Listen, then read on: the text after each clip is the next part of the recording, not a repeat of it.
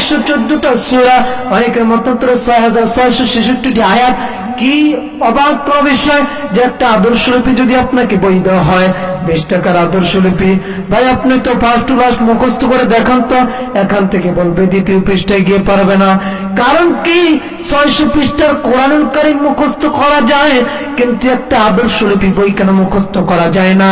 কারণ আমার আল্লাহ সুবহানাহু ওয়া তাআলা এই অবতীর্ণ কিতাব কোন মানুষের না, কোন আলেম ওলামার না, কোন ডক্টর মুফাসসিরের না, কোন মাননীয় প্রধানমন্ত্রী কারো কাছ থেকে আনেন নাই, কারো কাছ থেকে সংকলন করেন নাই, কারো কাছ থেকে গ্রন্থকার নেন নাই।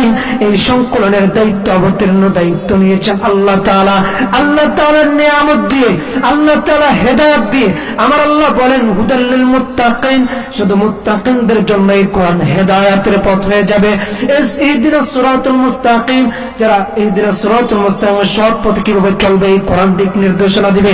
আপনি সমাজকে কিভাবে চালাবেন, এই কোরআনকে যদি মানেন, কোরআন অনুযায়ী যদি চলেন, আপনার সমাজ ভালো থাকবে।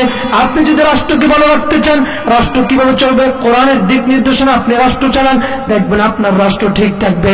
আপনি সমাজকে, আপনি অর্থনৈতিক দিক দিয়ে কিভাবে আপনি পথ অবলম্বন করবেন, আল্লাহ রাসূল সাল্লাল্লাহু আলাইহি ওয়াসাল্লাম আল্লাহ দিয়েছেন কোরআন, এই কোরআনকে অনুসরণ করতে বলা হয়েছে। আর আল্লাহ রাসূল সাল্লাল্লাহু আলাইহি ওয়াসাল্লাম প্র্যাকটিক্যালি অনুসরণের মাধ্যমে, অনুকরণের মাধ্যমে দেখিয়ে দিয়ে গেছেন। দীর্ঘ 63 বছর আল্লাহ রাসূল সাল্লাল্লাহু আলাইহি ওয়াসাল্লামের জিন্দেগিতে আল্লাহ তাআলা রব্বুল আলামিন রাসূল করিম সাল্লাল্লাহু আলাইহি ওয়াসাল্লামকে এমন এক পথ দেখিয়েছেন। আয়েশাকে জিজ্ঞেস করা হলো, ইয়া রাসূলুল্লাহ, ইয়া হাবিবাল্লাহ, আদর্শ কেমন? আর আয়েশা ডেকে বললেন, রাসূল করিম সাল্লাল্লাহু আলাইহি ওয়াসাল্লামের আদর্শ কেমন ছিল আপনারা জানেননি? আদর্শ ছিল কোরআন। কোরআন কেমনে হলো? কোরআন যা বলে রাসূল সাল্লাল্লাহু আলাইহি ওয়াসাল্লাম তা করে, কোরআন যা বলে তা থেকে, কোরআন বলে যে এটা থেকে বিরত থাকো, শিরক বিদআত সগীরা কবিরা গুলো থেকে বিরত থাকো, তাহলে কোরআন আল্লাহ রাসূল সাল্লাল্লাহু আলাইহি ওয়াসাল্লাম এগুলো থেকে বিরত থাকে। তাহলে রাসূল করিম সাল্লাল্লাহু আলাইহি ওয়াসাল্লামের আদর্শ হলো কোরআন।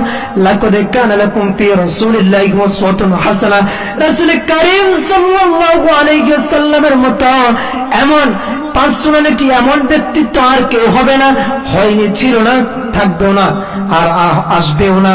আল্লাহ রাসূল সাল্লাল্লাহু আলাইহি ওয়াসাল্লামের আদর্শ, আল্লাহ তাআলা রব্বুল আলামিনের কোরআনুল কারীম।